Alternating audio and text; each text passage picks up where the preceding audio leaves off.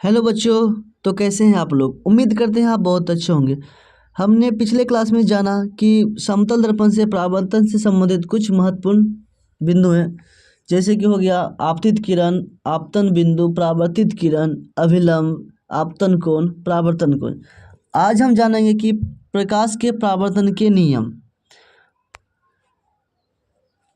प्रकाश के परावर्तन के नियम। ठीक, तो इसके दो नियम होते हैं। इसके मुख्यतः दो नियम हैं। पहला नियम बोलता है कि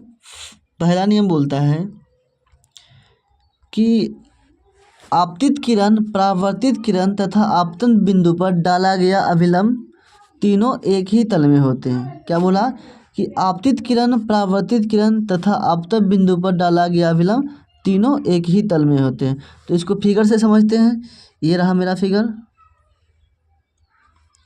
ये कोई परावर्तक सतह है, इस पर कोई किरण आ रही है, आने के बाद वापस लौट रही है। ये मेरा अभिलंब है, ये आपतित किरण, ये परावर्तित किरण। इसका नाम लिख देते हैं N O P Q, ये R, ये I और ये R। ठीक है।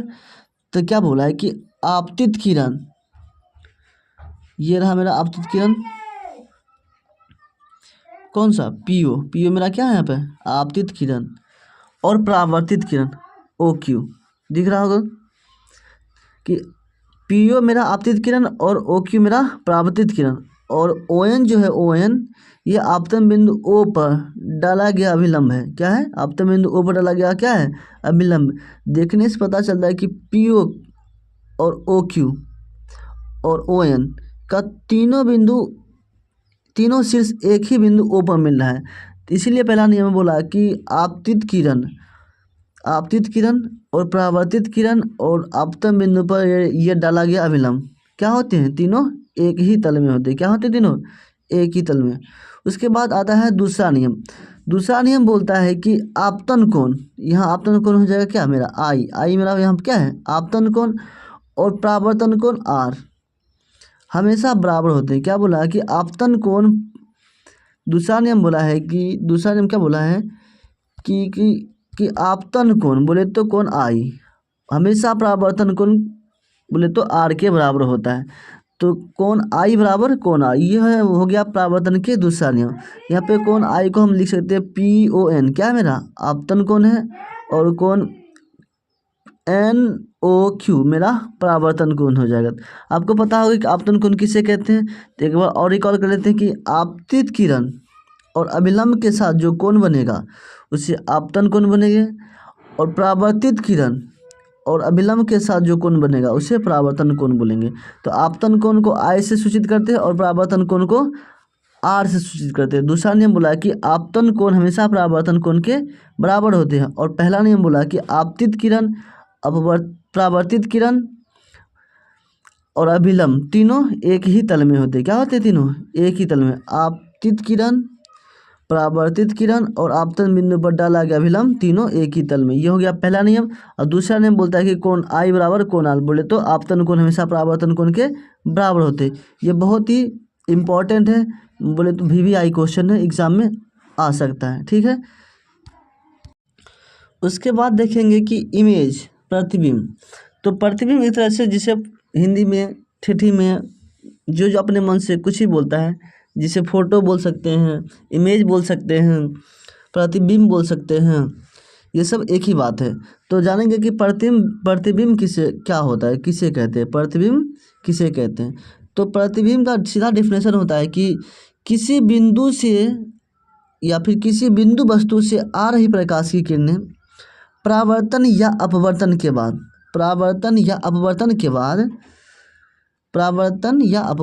बाद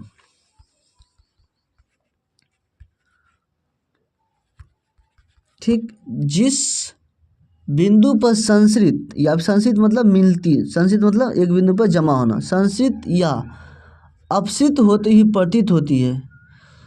क्या होती है? संसरित या फिर अपसरित। अपसरित, अपसरित मतलब होता है एक बिंदु से निकलना। तो जिस बिंदु पर संसरित या अपसरित होती हुई प्रतीत होती है उसी बिंदु को उस वस्तु का प्रतिबिंब कहते हैं। उसी बिंदु को क्या बोलते हैं? उस वस्तु का प्रतिबिंब कहते हैं। ठीक है, इसको हम फिगर से समझते हैं। ठीक है, परिभाषा में क्या बोला है कि किसी बिंदु वस्तु से आ रही प्रकाश किरणें। तो यहाँ पे मेरा कोई बिंदु वस्तु है ए बी, क्या मान लेते ए बी कोई वस्तु है जिससे कोई प्रकाश किरणें आ रही है ऐसे परावर्तित हुई। उसके बाद कोई और दूसरा किरण आया, ऐसे आया, इसको यहाँ काट दिया, कटा बिंदु बी डैश है। तो यही कटा बिंदु क्या कहलाएगा?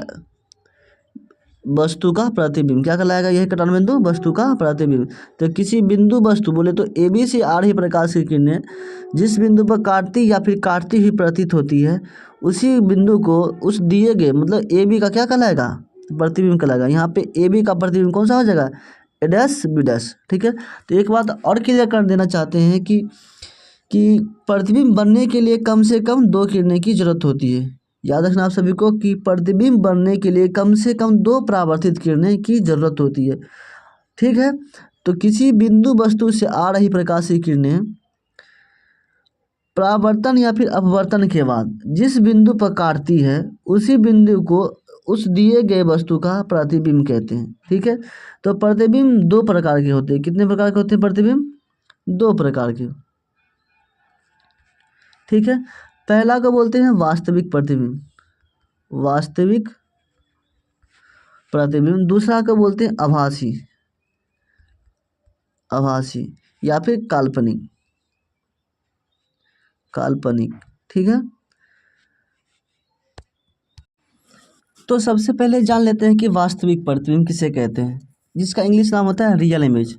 तो वास्तविक प्रतिबिंब वैसे प्रतिबिंब को कहते हैं कि जब किसी बिंदु वस्तु से आ रही प्रकाश की किरणें परावर्तन या अपवर्तन के बाद, परावर्तन या फिर अपवर्तन के बाद जिस बिंदु पर संसरित होती है, जिस बिंदु पर संसरित या फिर काटती है उसे बोलते हैं वास्तविक प्रतिबिंब। ठीक है, तो इसको आसान भाषा में बोलेंगे कि किसी बिंदु वस्तु से आ रही प्रकाश की किरणें, मान लेते ए बी से कोई प्रकाश की किरणें जा रही है, ये प्रधान अक्ष के समांतर गया तो फोकस से जाएगा। ठीक है, आगे पढ़ेंगे इसके बारे में डिटेल से। और ये किरण दूसरा आया जो कि ध्रुव से गया और जितना कोण पाया उतना कोण पर ही लौट गया, तो एक दूसरे को काटा बी डैश पे। कहाँ पे काटा? बी डैश पे। एक दूसरे को सही रूप में काटा है कि डॉट रूप में? सही रूप में काटा है, वास्तविक रूप में काटा है। किरणें को हमने क्या खींचे? सचमुच में काटे हैं किरण। क्या यहाँ पर देखिए, किरण एक दूसरे को क्या काटा है? सचमुच में काटा है। यहाँ पर डॉट लाइन नहीं है। जब किरणें, जब परावर्तित किरणें ना वास्तविक रूप से काटती है, जब परावर्तित किरणें वास्तविक रूप से काटती है, एक दूसरे को क्या काटती है? वास्तविक रूप से, तो उसे बोलते हैं वास्तविक प्रतिबिंब। यानी कि किसी बिंदु वस्तु से आ रही प्रकाश की किरणें परावर्तन या फिर अपवर्तन के बाद जिस बिंदु पर वास्तविक रूप से काटती है उसी बिंदु को क्या बोलते हैं? दिए गए वस्तु का वास्तविक प्रतिबिंब कहते हैं। यानी कि ए बी का वास्तविक प्रतिबिंब हो जाएगा ए डैश बी डैश। इसमें क्या होता है? किरणें सचमुच में काटती है, वास्तविक रूप से काटती है, रियल में काटती है, इसलिए इसे बोलते हैं वास्तविक प्रतिबिंब। ठीक है, उसके बाद पढ़ते हैं काल्पनिक प्रतिबिंब। ठीक है, अब जान लेते हैं कि काल्पनिक प्रतिबिंब किसे कहते हैं या फिर आभासी प्रतिबिंब किसे कहते हैं। काल्पनिक प्रतिबिंब का ही दूसरा नाम आभासी प्रतिबिंब है। इसका इंग्लिश में नाम होता है वर्चुअल इमेज। क्या होता है? वर्चुअल। तो काल्पनिक के नाम से स्पष्ट है कि वह सचमुच में नहीं काटेगा, नहीं बनेगा प्रतिबिंब, उसको हम आभासी रूप से बनाएंगे। तो इसमें क्या होता है कि जब प्रकाश की किरणें किसी बिंदु से आती है तो परावर्तन के बाद क्या होता है कि अपसरित होता हुआ प्रतीत होता है। मतलब एक बिंदु से लगा कि किरणें वापस एक बिंदु से टकरा कर वापस आ रही है, एक ही बिंदु से मतलब लगेगा कि निकल रही है।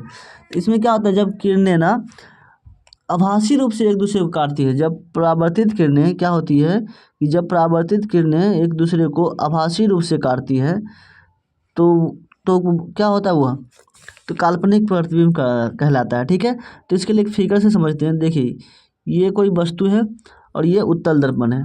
ठीक है, तो दूसरी तरफ कलई किया गया है। तो देखिए, इससे अगर कोई किरणें आएगी तो यहाँ पे मान लेते हैं फोकस है और यहाँ पे सी है।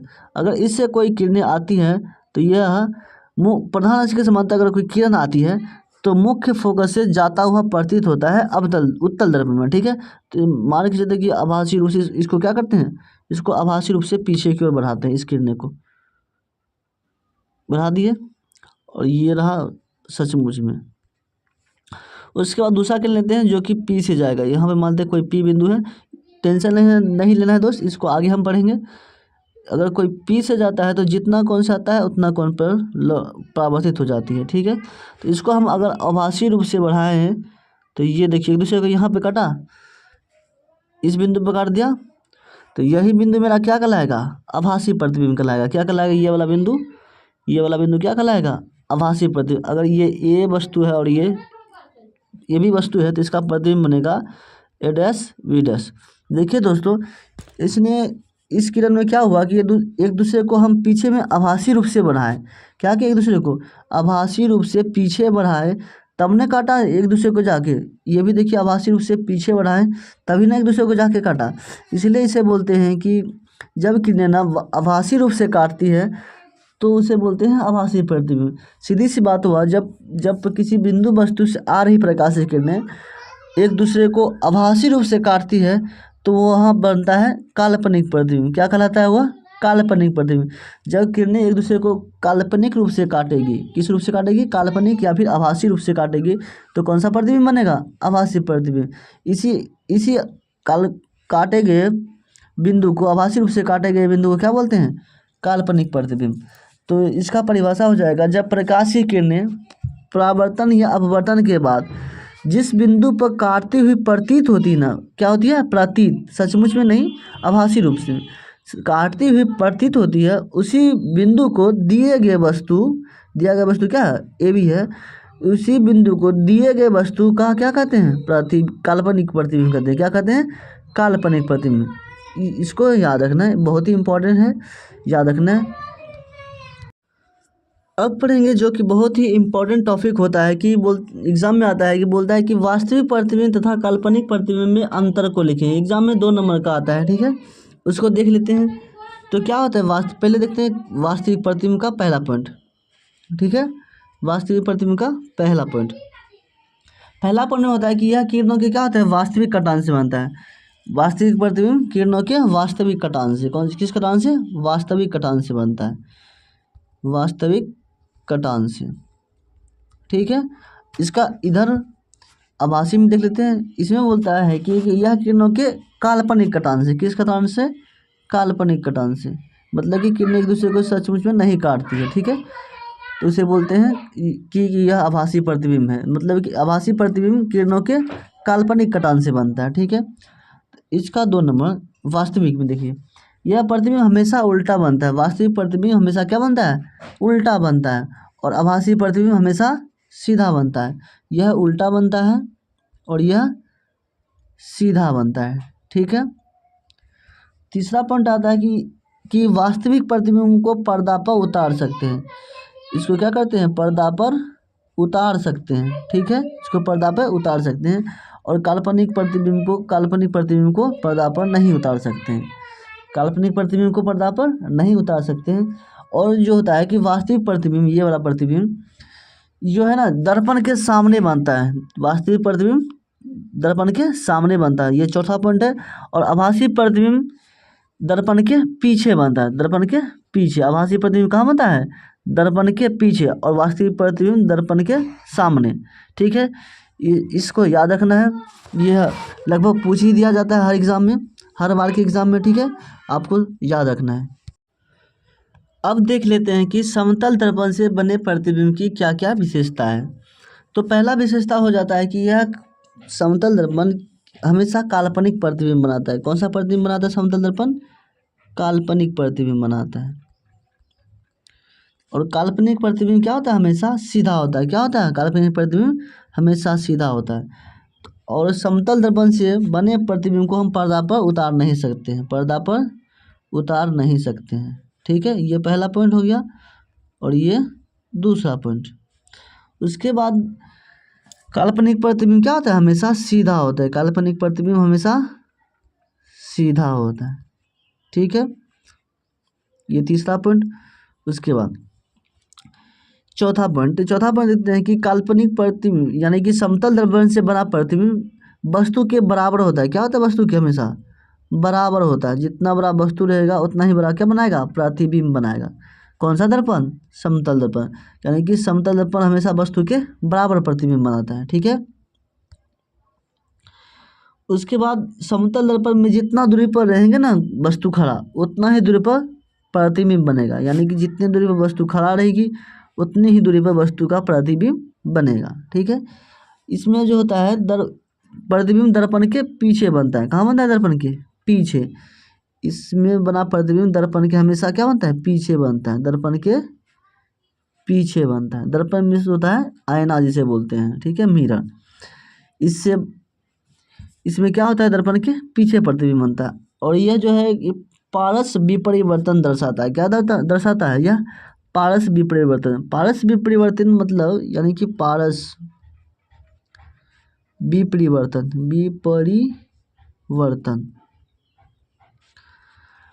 पारस विपरिवर्तन मतलब क्या होता है कि इसमें क्या होता है कि किसी वस्तु का प्रतिबिंब क्या होता है कि उदग्र अक्ष के परितः, मतलब कि उदग्र अक्ष के परितः क्या होता है? 180 डिग्री के कोण पर घूम जाता है। उदग्र तो एकदम सीधा खड़ा लाइन, तो उदग्र अक्ष के परितः क्या होता है? 180 डिग्री पर घूम जाता है, जिसके कारण क्या लगता है कि बाएं वाला भाग प्रतिबिंब दाएं बन जाता है, दाएं वाला भाग का प्रतिबिंब बाएं बनता है। आप कभी गौर से देखेगा तो आईना अपने घर के मिरर में जाके सामने खड़ा होकर देखेगा तो पता चलेगा कि जब आप बायां हाथ उठाएगा तो उसमें लगेगा दाहिना हाथ, और दाहिना हाथ उठाएगा लगेगा कि बामा हाथ।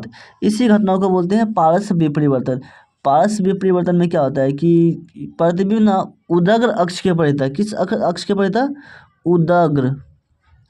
उदग्र अक्ष के परितः 180 डिग्री के कोण पर क्या होता है? घूम जाती है। तो 180 डिग्री पे कोण के घूमने के कारण क्या होता है कि बाएं वाला भाग का प्रतिबिंब दाएं और दाएं वाला भाग का प्रतिबिंब बाएं बन जाता है। ठीक है, उसके बाद आता है विपरिवर्तन। विपरिवर्तन में क्या होता है? दूसरा आता है विपरिवर्तन। ठीक है, विपरिवर्तन। तो विपरिवर्तन में क्या होता है कि इसमें जो होता है ना, किसी वस्तु का प्रतिबिंब क्षैतिज अक्ष के परितः क्या होता है? 180 डिग्री पे घूम जाता है। क्षैतिज अक्ष के परितः 180 डिग्री के कोण पर क्या होता है? घूम जाता है। तो क्या होता है कि ऊपर वाला भाग अगर कोई ऐसे खड़ा है, ऐसे कोई वस्तु क्या बोलते हैं, ये कोई दर्पण अगर ऐसे रखा हुआ है क्षैतिज रूप से, अगर इस पर कोई वस्तु रखा हुआ है तो उसका प्रतिबिंब क्या हो जाएगा? नीचे ऐसे बन जाएगा, नीचे। ठीक है, तो क्या होता है कि देखिए इसमें 180 डिग्री पर घूम गया ना, कैसे? क्षैतिज अक्ष के परितः 180 डिग्री के कोण पर घूम गया। तो इसमें क्या होता है कि प्रतिबिंब ना 180 डिग्री के कोण पर क्षैतिज अक्ष के परितः घूम जाता है, जिसके कारण क्या होता है कि ऊपर वाले भाग का प्रतिबिंब ये वाला नीचे बनता है। कहाँ बनता है? नीचे। और नीचे वाला भाग का प्रतिबिंब ऊपर बन जाता है। ठीक है, तो इसमें होता है कि उदर अक्ष के सदी क्या बोलते हैं उसको? क्षैतिज अक्ष के परितः 180 डिग्री पे जब फोटो या प्रतिबिंब घूम जाती है तो क्या होता है कि ऊपर वाले भाग का प्रतिबिंब नीचे और नीचे वाले भाग का प्रतिबिंब ऊपर बनता है। तो इसी घटना को बोल देते हैं क्या? विपरिवर्तन या फिर इन्वर्जन। क्या बोलते हैं? इन्वर्जन। और पारस विपरिवर्तन में क्या होता है कि इसमें उदर अक्ष के परितः घूमता है प्रतिबिंब।